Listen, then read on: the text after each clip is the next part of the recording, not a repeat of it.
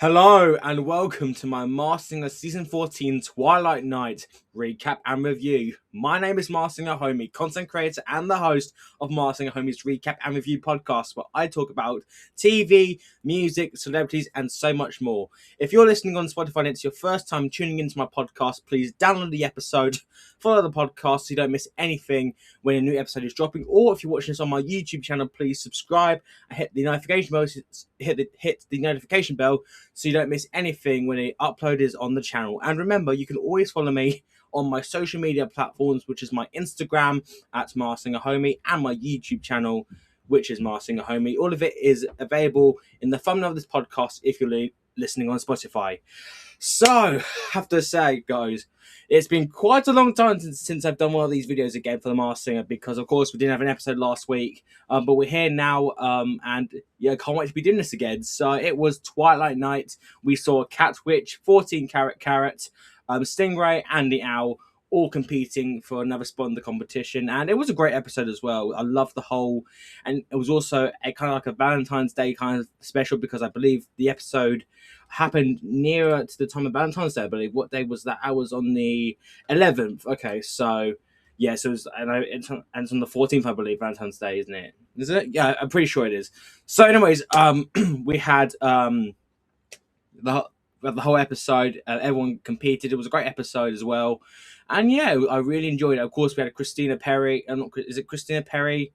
I can't remember what's her. I'll find out her name later. But she came on and did 1,000 Years, which is one of her songs. I think it is Christina Perri. Yeah, I think it is. And she sang 1,000 Years, which is a great song, by the way. That song is literally everywhere at the moment. And again, it was a great episode as well, with a great reveal as well at the end. Which, to be honest, I'm still quite shocked the judges didn't get, to be honest. So, yeah, that was pretty. And also, I do apologise for this being a little bit later than usual, because, of course, we had the premiere of Britain's Got Talent happening last Saturday, which was a fantastic show as well. It's on my Spotify. It's on, the episode's out right now of my recap if you want to check it out. It was a great episode as well. But anyways, without any further ado, let's just get straight into this week's episode. So, starting off the night, we had Cat Witch, aka Kylie Cantrell, who of course is the insider for this season, and she performed "It Will Rain" by Bruno Mars. I've never heard this song before, even though I am a huge Bruno Mars fan, but she performed it effortlessly. Like, her voice, every single time she has performed, is just giving me goosebumps. And to be honest, anyways, I mean, we all know it's Kylie Cantrell, of course, America's Insider. But to be honest, in hindsight, I am honestly so annoyed that she is the insider, because she's likely not going to win. But her voice is it's just amazing. Her voice is just incredible, and I think if she wasn't the insider for this season, she would hands down win the whole thing, because she's just absolutely incredible. So, I mean, again, I can't really say much with the clues, because she kind of told us like the big balloon thingy. That's a reference to the Kids' Choice Awards that she won. And I didn't write all the clues down, actually, because to be honest, I don't really bother writing the clues down now for Kylie, because we all know it's her. But again, she was just incredible, and just and. So I actually didn't know who she was until I googled, and she was in Descendants 4, because of course Rita was on there. And I have to say this now: if Rita doesn't, I kind of hope Rita doesn't get Kylie, because that would be a very fun reveal that she didn't guess her own partner from the Descendants franchise. So that would be pretty funny, to be honest. So kind of hoping Rita doesn't guess her, to be honest. But nonetheless, this was just an amazing performance, an amazing way to kick off the night. And I will say this now, even though she's the insider, for me, if the top two doesn't come down between her and Picasso, I'm going to be disappointed, because that would literally be one of the best final twos of all time. Like last year, I was convinced we were going to have Coral versus Boogie Woogie in the top two. I was convinced that was going to happen, because they were just so good. But no, it was actually Pearl who won it, and she got Meg Donnelly got third place. So with that, I'm kind of hoping that we have a top two consisting of Cat Witch and Picasso, which I have my fingers crossed for, which I'm hoping to happen. Next up, we had 14 Karat Carrot, who performed Tainted Love by Soft Cell. Where it wasn't the soft tail version, it was the other version. I can't remember who sings the original one, to be honest, but I know it's the soft tail version. But yeah, I really enjoyed the performance, and I thought he sang it very well. I love that kind of soulfulness he has to his voice, so which was very pleasing to hear. And again, I just think he's so under. I think he's an extremely underrated singer, to be honest. Very underrated, and I think he's good. Honestly, he really is a good singer. And I know the guesses I've been saying, guesses like people from the Temptations, Lionel Richie, all that stuff. And I would, realistically, I would be thinking along those lines, but I have to go with my other guess I've been saying for the past, ever since he debuted, and I'm still convinced it's Judge Greg Mathis. And honestly, I'm very impressed that he could sing like that. He's got a pretty decent singing voice, and that's what I love about the show is having people on the show competing who aren't like necessarily known for singing. That's why I love seeing the athletes so much on the show. Like we've had Kobe Turner, we've had Victor Oladipo, Chloe Kim, we've had etc. Because they showcase their singing talents that you wouldn't expect. And I mean, Chloe Kim still shocks me to how good she was, especially because she admitted it was the first time she had ever sung in front of people. So that was just. Again, I'm still hoping that Chloe can start a little career for singing because she has got a good voice. So let's go through the clues for Carrot. So we saw the Lovers in the Air book on him, and he met his wife in university, which that could be a little reference to. The number 3 on the fountain, I could not connect that, so I'm gonna need some help with that, folks. The winning image that we had of the Carrot inside, and he won an NAACP Image Award. Never heard of that before.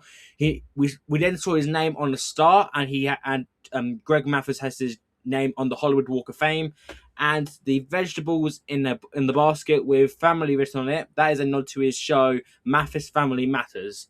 So those were the clues I managed to connect. I only picked up on the visual clues this time because I had to quickly put this thing together just so I can get this out before Spice Girls Night, which is actually happening today. So at the time of recording this episode, but yeah, I'm still convinced it is indeed Judge Greg Mathis. And again, I'm very, very impressed with his singing voice. He's very good. So yeah, I'm sticking with my guess of Judge Greg Mathis. Now we go on to Stingray, who performed Bad Habits by Ed Sheeran. You know me, I love me some Ed Sheeran, and excuse me. But this was actually the song I did not expect him. I didn't expect him to do this song at all because he did the Bee Gees. He did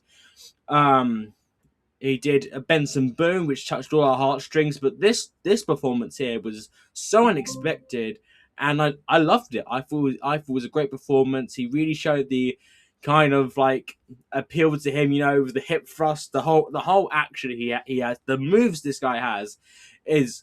I mean, I'm a male here, but I get pretty like, every time he starts dancing like moving like that, it's just yeah, okay. So, but I'm going my guess still for which I've been saying for weeks on end, and that is Evan Ross. So we'll go through his clues right now. So again, these are all visual clues here, which I managed to connect. Apart from the final clue, which we'll talk about in a minute.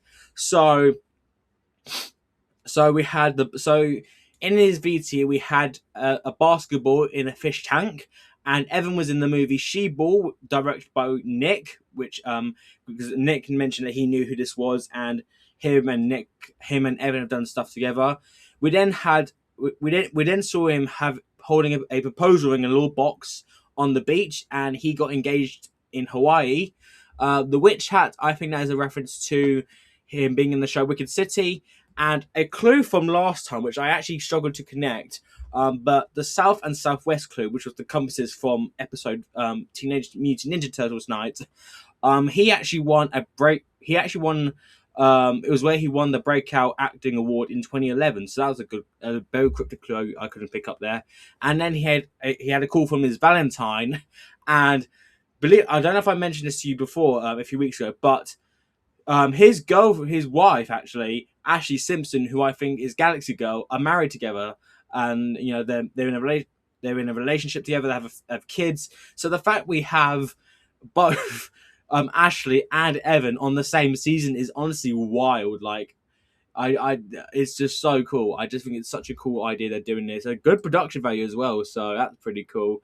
But I am stuck with my guess for Evan Ross, and again, every single week he just gets better and better and better. It's just, yeah, I would love to see him make it to be. He has got the potential actually to be a finalist, and I'm actually serious when I say that. I think he has legitimate potential to be a finalist, and I'm definitely hoping that happens for him because he is just ridiculously talented, so good.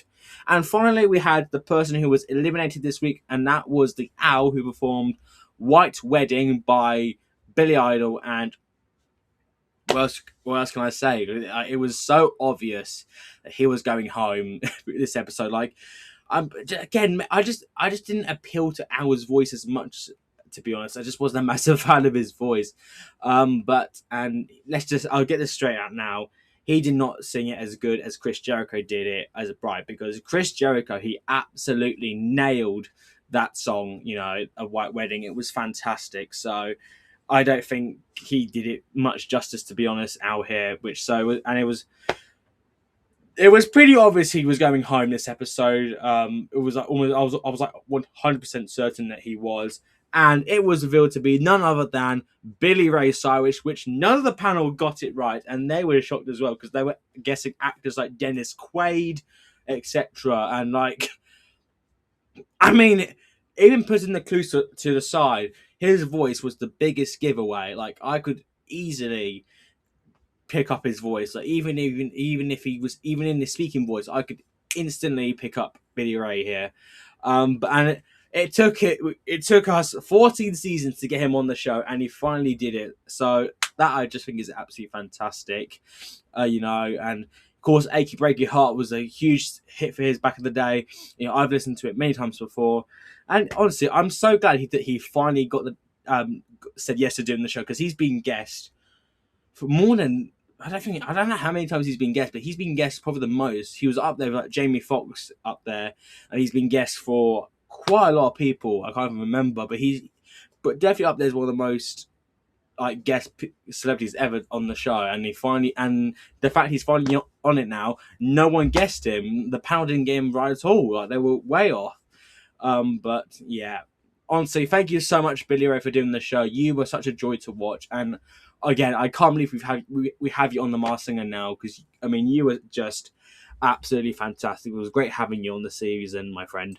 So there you have it. That is my review for Twilight Night of The Masked Singer season 14.